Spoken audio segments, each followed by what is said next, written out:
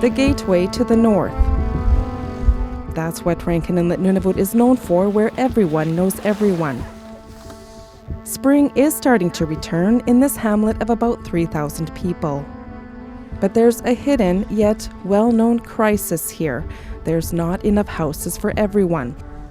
Hi! Forcing families like the Inukshuks to live in overcrowded homes. We stop in just as Violet Inukshuk is making lunch for 19 people who all live here in this 4-bedroom house. What are you making for lunch today, Violet? We're gonna have boiled shrimps, boiled mussel, and ramatak. Yum. Maktak, or skin from beluga whale in Inuktitut, is a favorite. Her growing family is fed a combination of traditional and store-bought food.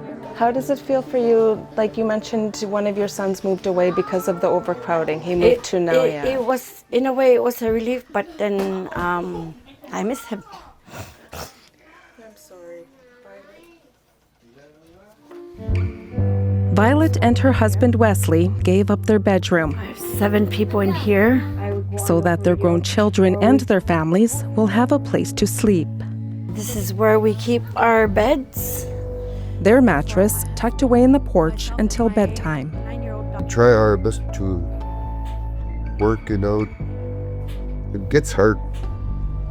The territorial government says a severe housing crisis is plaguing all 25 communities.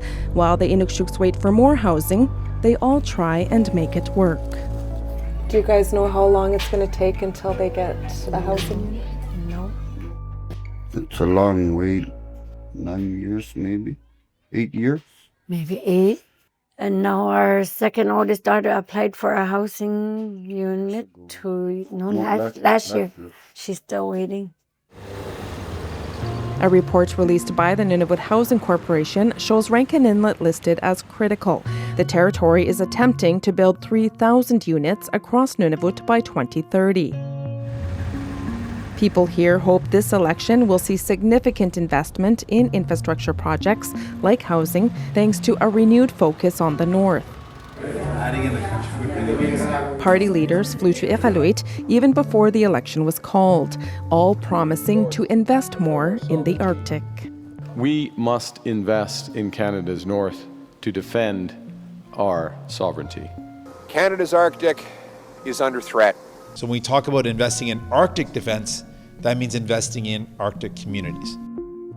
In Nunavut, all 25 communities rely on diesel that gets shipped in every summer, fuel to power the town and heat homes. To your right, there's 2 large fuel tanks. At Sakku Investments in Rankin Inlet, its president and CEO, David Kakuktingnek, is working to change that. The Inuit-led corporation wants to build the first hydrofiber link connecting the north to the south. You see all the power lines here. Every building will have a power drop to it, and that provides for the lighting. I think everywhere else in modern Canada and other areas, it's integrated. I like how you say modern Canada. It almost makes me feel like we're not in modern Canada now. We're not. We're in a third world state with the infrastructure that we have. The Kivalliq Hydro Fiber Link project is a 1,200-kilometer link from Manitoba's electricity grid and communications network to 5 Nunavut communities and 2 mines. I'm hoping everybody's going to wake up and realize just the significance of providing this type of critical infrastructure. Good for Inuit and all of Canada. From within Churchill into this grid, we would radio out. The project still needs environmental assessment and $1 billion from Ottawa. Information sharing. The buzz at this year's Nunavut Mining Symposium in Iqaluit was Arctic sovereignty, says Vice President of the Northwest Territories and Nunavut Chamber of Mines, Alex Buchan. What we're seeing now is more of a broader interest in our sector, the mining sector, how mining can contribute to Canadian use of Arctic and Canadian sovereignty. like the Grays Bay Road and Port Project. The road would link up to the Northwest Territories Winter Road through Nunavut's mineral-rich terrain, all the way to the Arctic Ocean, reinforcing Arctic sovereignty and defense. Nunavut Premier PJ Akeruk has been telling leaders across North America that they can't have Arctic sovereignty without investing in the Arctic.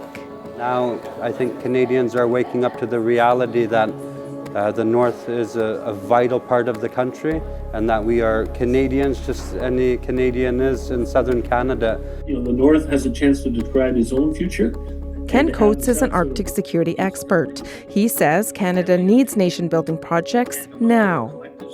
So we need to have nation-building projects that basically get all Canadians to realize that developing the North carefully and cautiously in league and in partnership with Indigenous people will actually be good for Canada as a whole. It'll spark economic development.